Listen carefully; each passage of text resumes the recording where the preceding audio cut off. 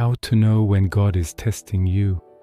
You feel the ground shifting beneath you, the wind of trial howling around your soul. Perhaps in the midnight hour you find yourself asking, "Why is this happening to me?" Fear not. This is not punishment, but a test from the Almighty. God is speaking to your heart through the storm, and He is not here to destroy you. He is here to refine you. The furnace is hot, but the Master's hand is gentle. Lean in and listen. Number 1, everything is being stripped away. You may be watching piece by piece of your life crumble.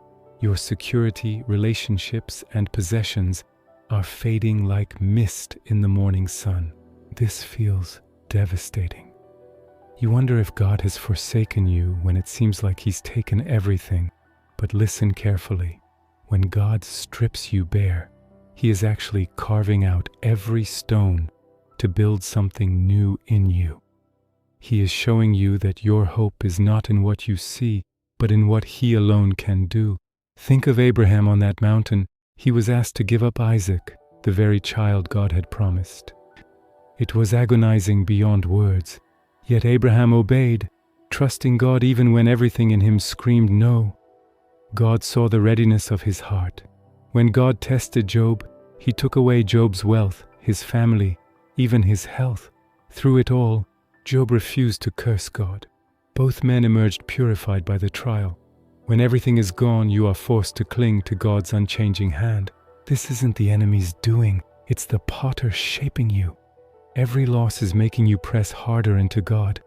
You might feel like screaming, "Why God, why now?" But take heart. Keep walking through the valley with your eyes fixed on the one who promised never to leave you.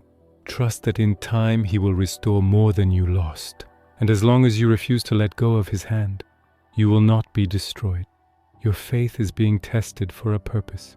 Number 2, unusual delays and closed doors. You prayed, you fasted, you trusted, but the answer seems delayed. The doors remain shut. These unusual delays are a sign. The enemy wants you to believe God is ignoring you, even that He's forgotten His promises. But God is refining your patience and building your trust in these quiet seasons. When God told Abraham he would become the father of nations, Abraham waited 25 years for Isaac to be born. When God promised David a kingdom, David spent years as a shepherd and fugitive before finally taking the throne. Each delay is a divine pause, not a denial, a reminder that God's timing is perfect. Imagine standing in silence at the foot of closed doors, wondering if you'll ever pass through. It's in this waiting room that God is working in secret. He is answering the prayers you haven't even prayed yet. He sees the end from the beginning. Your test is in the waiting. Stay faithful to your prayers even if He is quiet. Every delay is a divine delay. It reminds you that you are not in control and that God's timing is perfect. Keep your heart soft, not your lips silent. Use this time to draw closer to God, not farther away. Trust that the promise will not delay forever. Each closed door is a redirect. He is protecting you from what is not yet meant to be.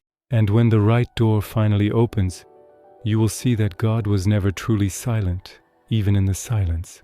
Take courage and wait. If God said it, it is worth waiting for. Your patience is building strength for the day your faith answers its own echo. Number 3, you are facing impossible situations. Maybe right now you feel trapped with a roaring ocean ahead and no ground in sight. The mountain seems too steep, the enemy too powerful, and your faith too small. This is a clear sign that God is testing you. When God's people were pressed against the Red Sea with Pharaoh's army on their heels, only God made a way where there was no way. When David stood before Goliath, the odds were impossible. Yet faith made the giant fall. God is not trying to drown you in despair. He's clearing a path for you to walk on. In the darkest hour when human eyes see no solution, you are on holy ground. God is asking you, "Who do you say I am? Will you trust me to make a path?" The walls may close in, but it is then that God wants to show His power. It's like having faith muscles you didn't know you had.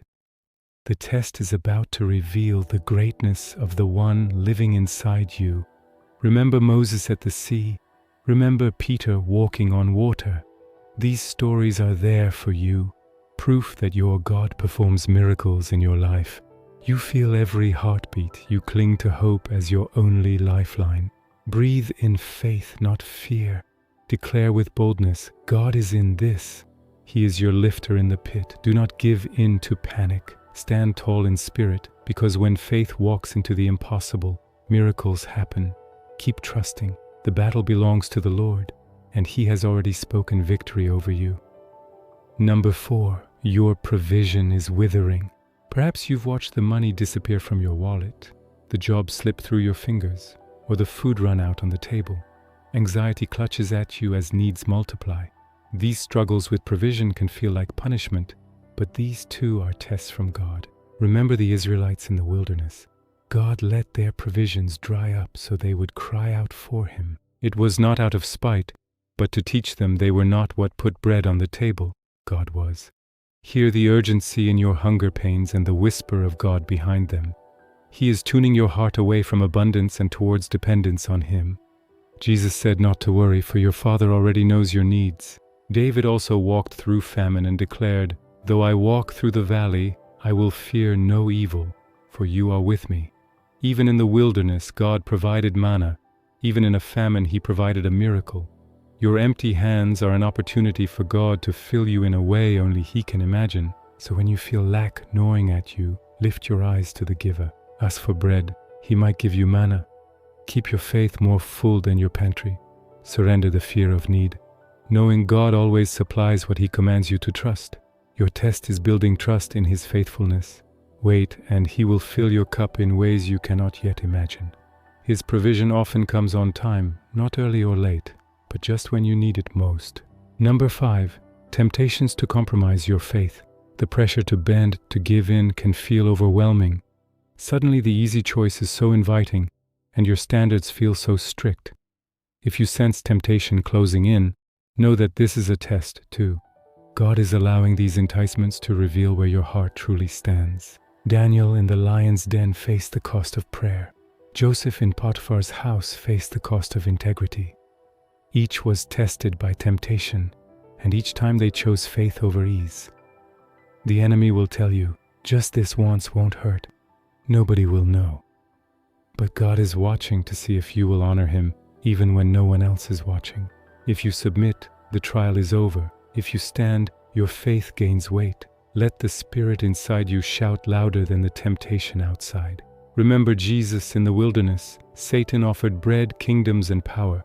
But Jesus answered, "Man shall not live on bread alone, but on every word from God." Every temptation is an invitation to let God's power shine through your weakness. Do not mistake this for hatred or punishment. It is God giving you a chance to prove your loyalty. Keep your eyes fixed on the prize. Run from sin as Jesus would. When the pressure builds, pray and stand. Your obedience in this test strengthens your spiritual muscles. If you resist now, when the winds of life are gentle, you will stand strong when the real storms come. Your heart is being tested. Let it be true. Number 6, you are asked to help others in the middle of your storm. You may feel like you're drowning in your own problems, and then suddenly someone else needs your help. God may be putting that opportunity in your path intentionally. This is a test of your heart. He blessed Joseph, even in prison, with kindness and wisdom, helping prisoners until God used his gift to save nations. Stephen under stones prayed for those who hurt him. When your own hands are empty and you give what you have, God takes it and multiplies it. The voice of the enemy will tell you to look inward, to withdraw and gather your strength, but God's voice invites you to pour out. Helping others in hardship is a way God tests your faithfulness and generosity. It's like He's saying, even in your need, do you trust me enough to serve? Your gift to the hurting could be the exact thing God uses to remind you of His goodness. Every act of love you give away in trial is a seed sown for a harvest of faith. Do not feel foolish for stepping up when you are barely standing. This is the secret test of refined character. Each time you serve, you declare God's presence over your situation. It proves your faith is not about what you have, but about who you serve. Let gratitude be your currency. As you give, God's blessings will find you. Trust that your willingness in this trial is pleasing to Him and will not go unnoticed. Number 7. God's silence and the hushed expectation. And now, the silence. God's voice seems a million miles away. No grand visions, no clear guidance, only the sound of your own racing mind. Jesus was led into the wilderness and heard nothing but the tempter's taunts for 40 days. Often the teacher is silent during the test. This silence is not God's abandonment.